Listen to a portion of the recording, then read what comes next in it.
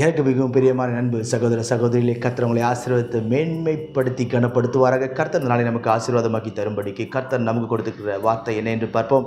அது 1 ராஜாக்கள் 13:6 முன் இருந்தபடி சீர்பட்டது என்று கர்த்தருடைய வார்த்தை இன்றைக்கு சொல்லுகிறது. முன் இருந்தபடி கர்த்தர்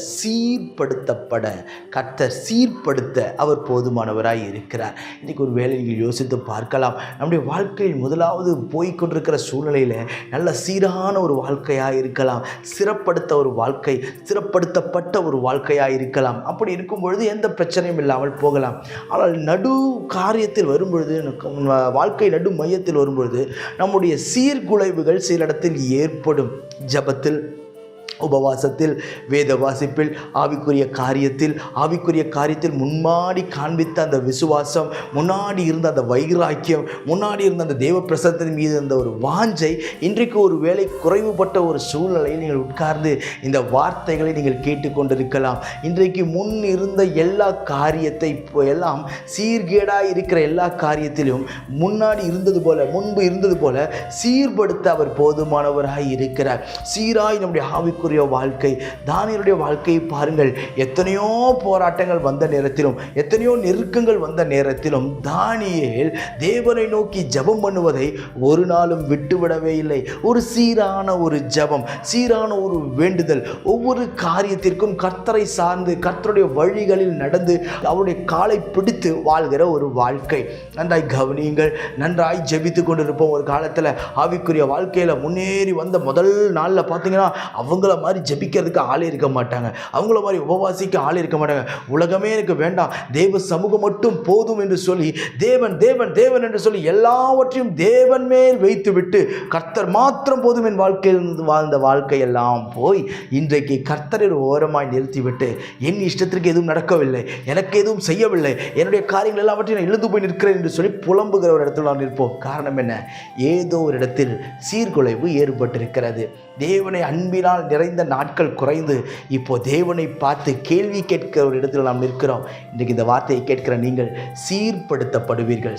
சீர்படுத்தி அவர் ஸ்திரப்படுத்த அவர் போதுமானவராய் இருக்கிறார். கர்த்தர் நமக்கு அற்புதம் செய்ய வேண்டும், சீர்படுத்தப்பட வேண்டும். என்றால் அதே வசனத்தில் கர்த்தருடைய வார்த்தை சொல்லுகிறது, கர்த்தருடைய சமூகத்தை நோக்கி வருந்தி விண்ணப்பம் செய்தானாம். கர்த்தருடைய சமூகத்தை நோக்கி வருந்தி விண்ணப்பம் செய்வது. நன்றாய் கவனிங்கள். நீங்கள் எல்லாம் என்ன தெரியுமா சொல்கிறாங்க? கர்த்தரனுக்கு ஃப்ரெண்டு மாதிரி, கர்த்தனுக்கு அப்பா மாதிரின்னு சொல்லி இஷ்டத்துக்கு வார்த்தைகளை விடுவது. அப்படி அல்ல. என்னதான் இருந்தாலும் அவர் தேவன் தான், அவர் கர்த்தர் தான், எல்லாம் ஓகே தான். அவர் தேவாதி தேவன் என்பதை நாம் ஒரு நாளும் மறந்து போகக்கூடாது. நம்முடைய வாயின் வார்த்தைகள் மிகவும் ஜாக்கிரதையாக இருக்க வேண்டும். அவரை நோக்கி எப்படி விண்ணப்பம் செய்ய வேண்டும்? வருந்தி, ரிக்வெஸ்ட் பண்ணி, எனக்கு அற்புதம் செய்ய வேண்டுமே ஆனால் கெஞ்ச பழக வேண்டும். இன்றைக்கி சிலருக்கு அந்த கெஞ்சுறதுன்றது வரவே வராது. எப்படி வீட்டில் பேசுகிறோமோ அதே மாதிரி போய் தேவ சமூகத்திலையும் பேசுறது, அதே மாதிரி அவர் முன்னாடி சத்தத்தை உயர்த்தி பேசுறது. கர்த்தரை யார் என்று அறியாத மதிக்கெட்டவர்கள் செய்கிற காரியம். இன்றைக்கு நீங்களும் நானும் அப்படி இருக்கக்கூடாது.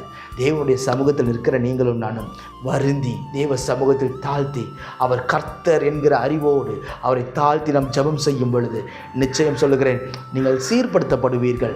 எந்தெந்த இடத்துலெல்லாம் சீர்குலைவு இருக்கிறதோ அதை கர்த்தரே சரி செய்து உங்களை நிலை நிற்கச் செய்வார். நீங்கள் வெட்கப்பட்டு போவதில்லை. நான் உங்களுக்கு ஜெபிக்கிறேன். பரலோக பிதாவே, இந்த வார்த்தையெல்லாம் கேட்கிறேன். அன்பு சகோதர சகோதரி ஒவ்வொருவருக்காக ஜெபிக்கிறேன்.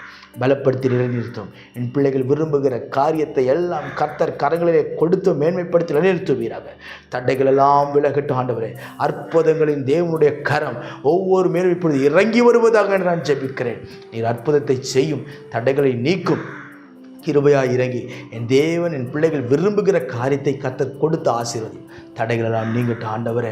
அப்பா, சீர்குலைவாக இருக்கிற எல்லா காரியங்களையும் கர்த்தர் சீர்படுத்துவீராக, நிலைநிறுத்துவீராக, மேன்மைப்படுத்துவீராக. இயேசுவின் நாமத்தில் ஜெபிக்கிறேன் ஜீவனுள்ள பிதாவே.